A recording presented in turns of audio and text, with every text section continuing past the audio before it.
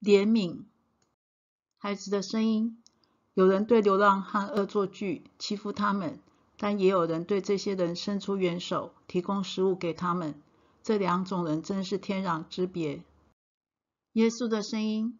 当人子在他荣耀里，同着众天使降临的时候，要坐在他荣耀的宝座上，万民都要聚集在他面前，他要把他们分别出来，好像牧羊的分别绵羊山羊一般，把绵羊安置在右边，山羊在左边。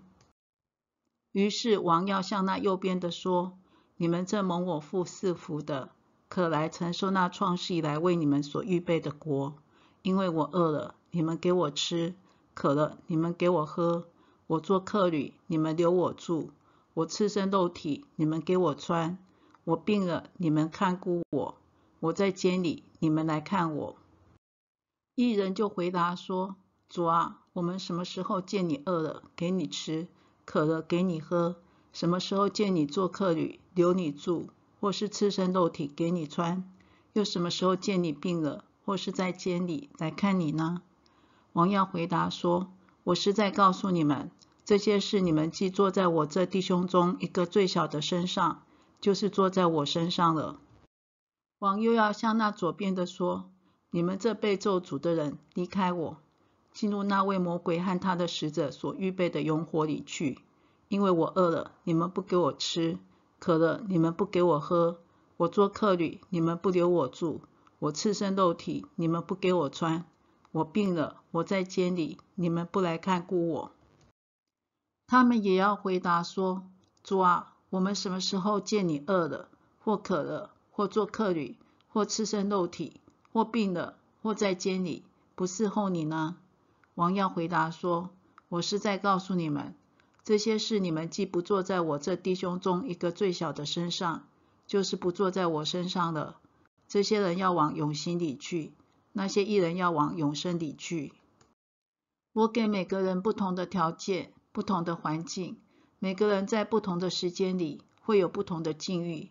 人的一生里有起有伏，有高有低，低者有一天会升高，高者有一天会降低。自高的必降为卑，自卑的必升为高。这是人生的常态，不要以为稀奇。你们若了解人生，就会知道在世上，除了我是不变的之外，其余的都会改变。你们要有智慧，选择不变的来依靠，千万不要错把三变以为是不变的。在世界上，你们要依靠我，不要依靠看得见的事物，要凭信心才能看见我所看见的。当你们在高处的时候，要存敬畏的心，谦卑自己，因此你们就不会因骄傲而跌倒。当你们在低处的时候，要相信我把你们安置在高处，因此你们就不会自卑，不会害怕。在世界，每个时刻都会有人在低处，每个环境都会有穷困的人。我允许这些事情存在，是为了要试验人。我要把绵羊和山羊分别出来。凡是坐在穷困人的身上，就是坐在我身上；凡是接待一个最小的弟兄，就是接待我，因为他们也是我创造的。更何况或许有一天，你们也会变得穷困，到时候你们就会知道，我是站在穷困人的旁边，而这对穷困的人是何等的重要和有意义。你们不要做一个在世上富足，但是在永恒里贫穷的山羊，这样在世界的富足不但不是个祝福，反而是个绊脚石。因为富足而骄傲，没有怜悯的心，将来也要受没有怜悯的审判。因为那不怜悯人的，也要受无怜悯的审判。怜悯原是向审判夸胜。你们若是心存怜悯，利用世上的富足施恩给穷困的人，你们就是绵羊。从我牺牲自己救赎你们，你们就当知道我对你们的爱。我怎样连续你们，你们也当怎样去连续人。连续人的人有福了，因为他们必蒙连续。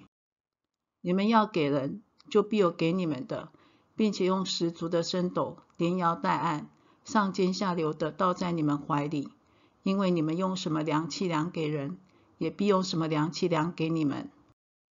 你们希望更丰富的经历我吗？就把我给你们的分一些给别人吧。你们用什么量器量给人，我就用什么量器量给你们。小气的，我就用小量器量给他；乐意给人的，我就用大量器量给他。”耶稣抬头观看，见财主把捐项投在库里，又见一个穷寡妇投了2个小钱，就说：“我实在告诉你们，这穷寡妇所投的比众人还多，因为众人都是自己有余，拿出来投在捐项里，但这寡妇是自己不足，把她一切养生的都投上了。我看重的是你们的心，你们的心对了，就会做对的事。你们的心若是连续人，愿意给人，你们就会去连续人，去给人。我希望你们是绵羊，而不是山羊。